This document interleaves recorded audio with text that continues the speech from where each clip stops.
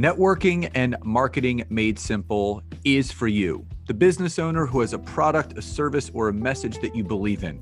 My name is Scott Aaron, and each week we'll take a behind-the-scenes look into the real-world marketing and networking tactics and strategies for getting what you have in front of you to a lot more people. Thanks for spending time with me, and now let's get started.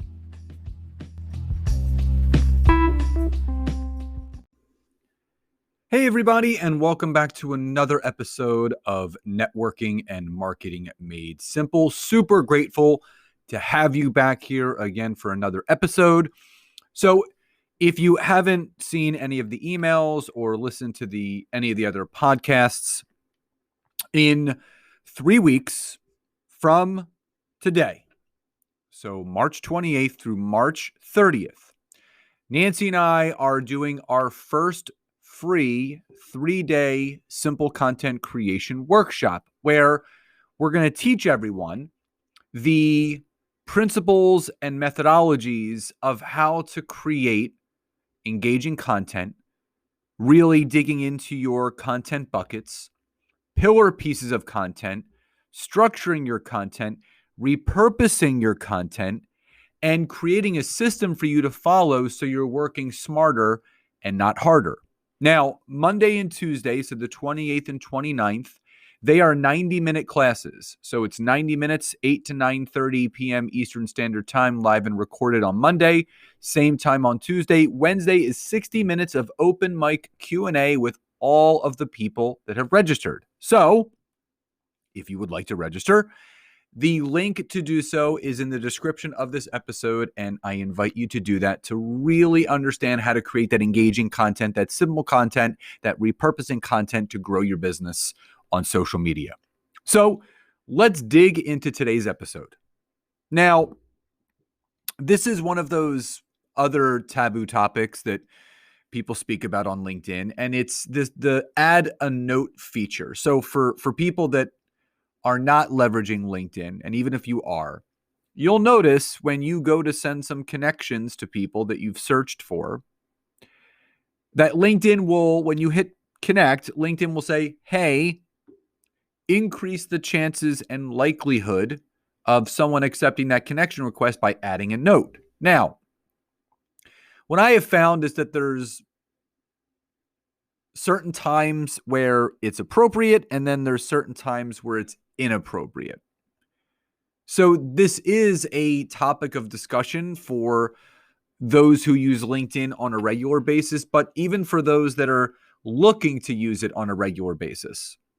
Most of us, if not all of us, have absolutely received connection requests that have these little notes added to them that have either been very genuine, very robotic, very just standard, or very sleazy sales pitches.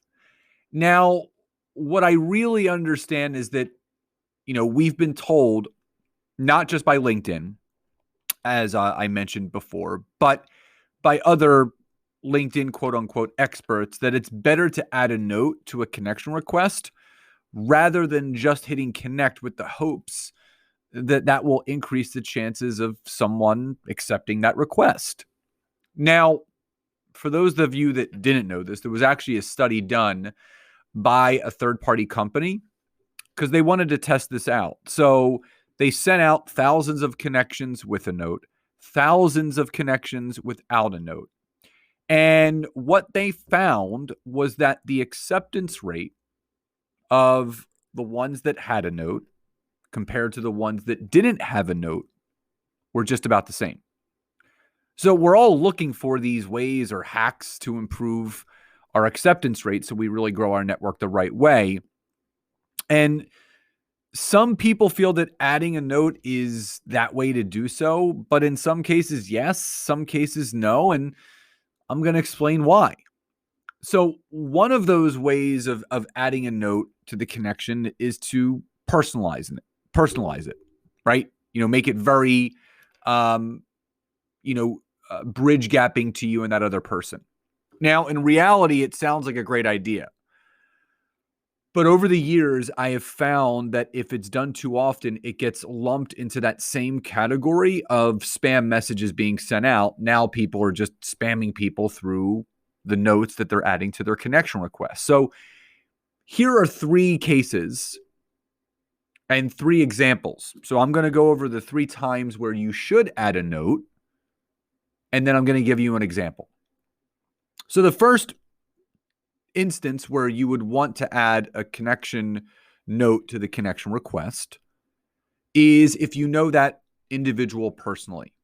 So this is the most common example of when you should add a note to a connection request. So maybe you're connected to that person on Facebook, maybe you're connected to them on Instagram and not on LinkedIn. So you end up doing a search or something on LinkedIn and that person pops up. So you want to connect with them. So this is when you would hit the connect button and send them a connection request and add a note that states that commonality between you and that person. So something like this, like, hey, so-and-so, so great to see you here on LinkedIn. I know we're connected on Facebook and Instagram, but would love to connect here as well. Looking forward to reconnecting and speaking to you soon. That's it.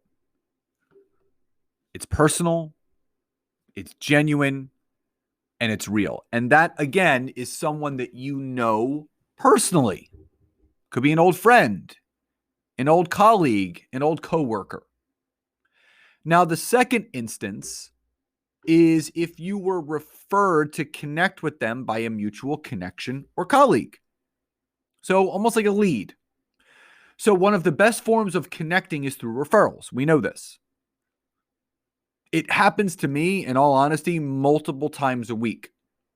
I often get connection requests sent to me that state that they wanted to connect because a mutual connection of ours that they spoke to stated that it would be a good idea for them to follow me or connect with me based on what I do within LinkedIn and for my business.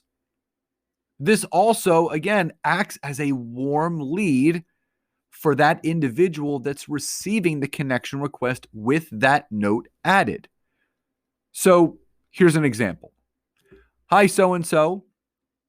Our mutual connection, XYZ, suggested me to connect with you based on what you do professionally, as they felt you would be value added of a connection to me and my network. Hoping to learn more about you and how you help your clients. Very simple.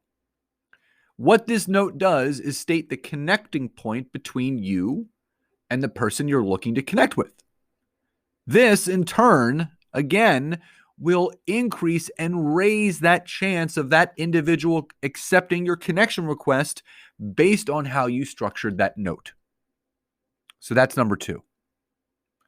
Number 3, and final. If you found the person via their business, it could be their book that you read, a podcast that you listened to, maybe a speaking engagement that you either went to virtually or in person. Maybe it was a networking event. In my opinion, this is the type of note that is added to the connection request where I am most likely to accept. When someone takes that time to send me a connection request and they state exactly how they found me, whether, again, it was from reading one of my books or listening to this podcast or a free training that I did, it really shows how genuinely interested that person is in wanting to connect with me. So if you happen to listen to any podcast for that matter, see or attend a training of someone that you know, or maybe you're reading a specific book right now of an author that you love, and you end up finding them on LinkedIn, then you're going to want to add a note that sounds something like this. And this was an actual note that was sent to me, and this is the example. They said, "Hi, Scott. I'm listening to your amazing interview with our mutual connection, Nancy.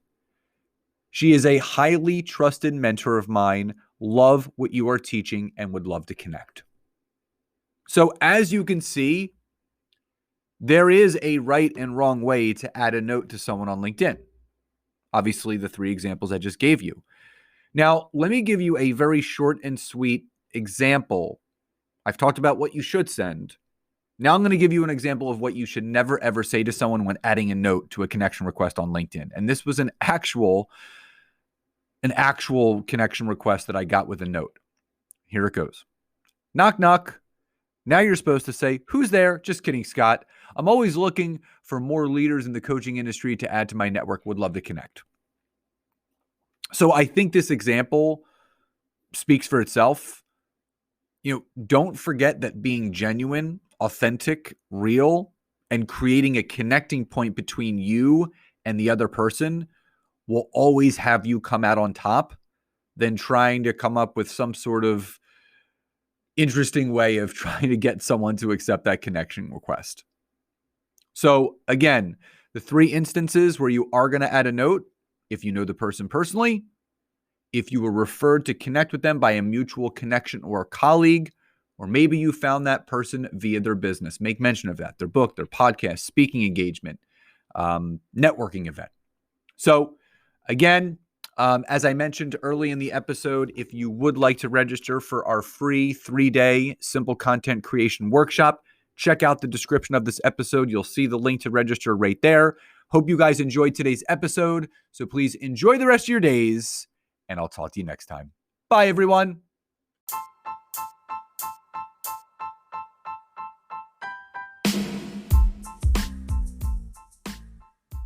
Thank you so much again for checking out today's episode. And if you are listening through iTunes, Spotify, wherever you are, please leave me a rating and review. Let me know what you loved, what you would like to see improved, or ideas you have for future episodes. And if you are interested in taking your business to the next level, don't hesitate to go to my website, www.scottaaron.net, where you can schedule a free discovery call with me, where I can learn more about you, your business, what you're struggling with, and how we can work together. And don't forget to check out my wife, Nancy, and mine, our free community on Facebook called LinkedIn Leads for Life. We would love to see you in there. Have a great rest of your day.